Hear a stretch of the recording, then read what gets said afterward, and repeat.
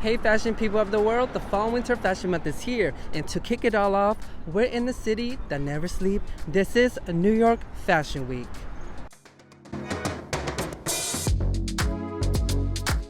Hey everyone, my name is Pelly and welcome to Fash Life, your look into the fashion world.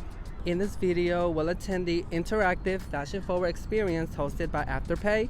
We'll also take a look at street style and of course, fashion shows. But first, let's go on a date with the city and discover its connection with fashion.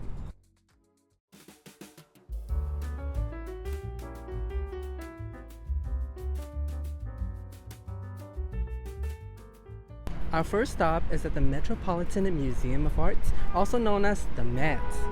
This is where fashion's biggest night, the Met Gala, takes place, bringing celebrities from all around the world to the city. The event, which typically occurs on the first Monday in May, is given a theme each year, and this theme is honoring legendary designers Karl Lagerfeld.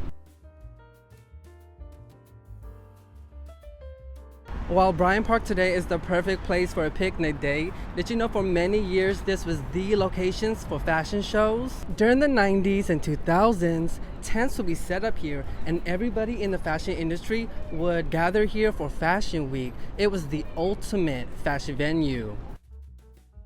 One of the main reasons why fashion shows used to take place in Bryant Park is because it was right next to the Garment District. Located between 34th and 41st Streets, this is the place to be if you're interested in fashion design. It has everything a fashion designer wants and needs. This neighborhood is also home to the famous Mood Fabric store, which you may recognize from Project Runway. And finally, there's Soho, short for south of Houston Street. It's one of the city's most popular locations. Known for its Instagrammable architecture, the neighborhood has plenty of high-end boutiques. It's one of the most fashionable neighborhoods in New York City.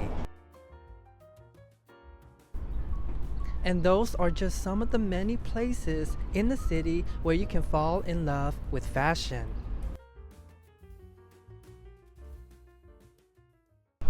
While we're on our way to Spring Studio, why don't we people watch and look at some street style?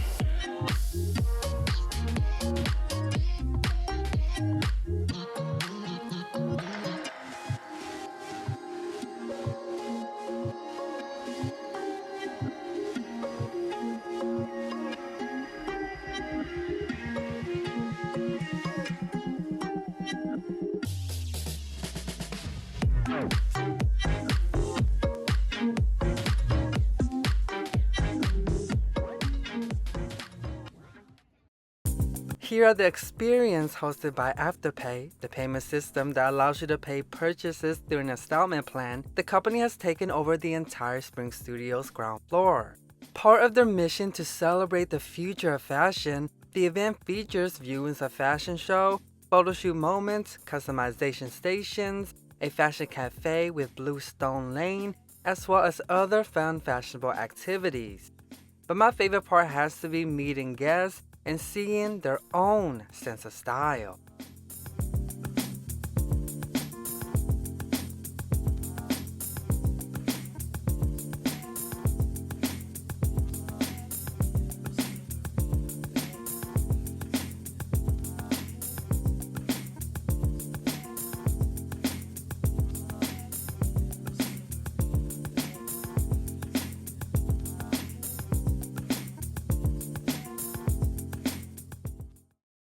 There's always something going on in New York City, and it gets even crazier when it's Fashion Week.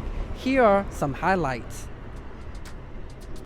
Designer Philip Lim celebrated the city by opening an immersive gallery experience to the public. With the help of photographer Jiro Konami, the pop-up event showcased the authentic and unique energy of the city while featuring 5 pieces from Lim's fall collection.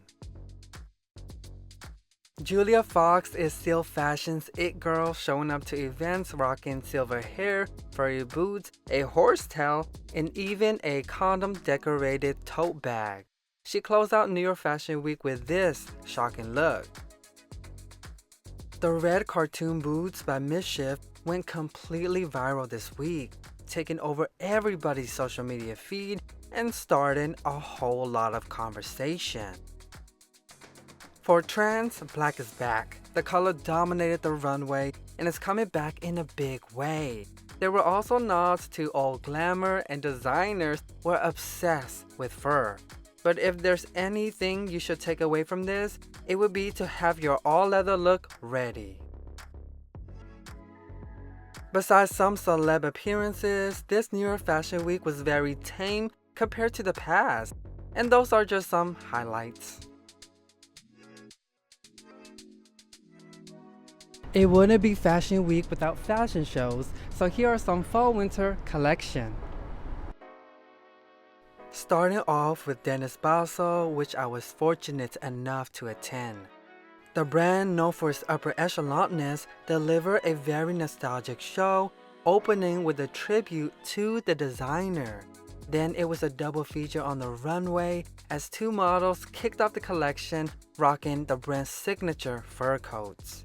Much of the show was reminiscent of the 80s, feeling very classic glamour, but at the same time modern. The show had an epic finale with legendary supermodel Beverly Johnson closing.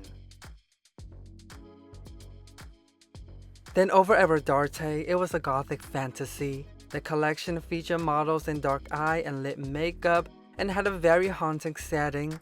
It had its dark moment with its Morticia and Wednesday Addams aesthetic, but it also had light moments as well with flowy gowns and ruffles, vibrant colors, and cartoon designs. Some models walked out the runway wearing bonnets, capes, and angel wings. Some held bouquets, wore crowns, and gowns with dramatic sleeves and broad shoulders, with even more dramatic fringe. Rodarte was one of New York Fashion Week's most popular collections. YouTuber Denzel Dion presented his first ever runway show for Noid. After a shaky start, the influencer turned designer has really transformed his brand into something to take seriously. The collection, titled Collision, continues to play with the idea of genderless clothing. It was trendy, sophisticated, and everything it needed to be. He brought his vision to life, and that's impressive. After being announced chairman for the CFDA, Tom Brown returned to the New York Fashion Week calendar, with the show taking inspiration from The Little Prince. Unlike other fashion shows from this week, this collection was guided by narration and featured performances from models, which is very Tom Brown. From the designer's signature prints and plaid, ideas on suits, blazers, and silhouettes, Tom Brown continues to remind us that he's not only a designer or a businessman, but an artist as well. The brand closed the show with models holding hands, perfect for Valentine's Day. After a disappointing spring collection last year, Kim Shui came back and reminded us that she's still a hot girl brand. Both Kalina Strada and Private Policy play around with their animal instinct. While Private Policy was more subtle about it, Kalina Strada went wild with the idea. Laquan Smith showed another sexy collection. Known for his interesting cutouts, use of sheer and mesh material, this time he also brought men in on the fun. Lastly, Weiderhoff, a fairly new brand that is really becoming known for its theatrical and demi-couture, presented a short but very sweet collection this week. Amazingly tailored and styled with a great selection of models, Weiderhoff not only offers an aesthetically pleasing show, but also one with a great and imaginative narrative. Well, that's it for New York Fashion Week, but the Fall Winter Fashion Month has only just begun. Next up is London. See you then, and remember to keep living that Fash life.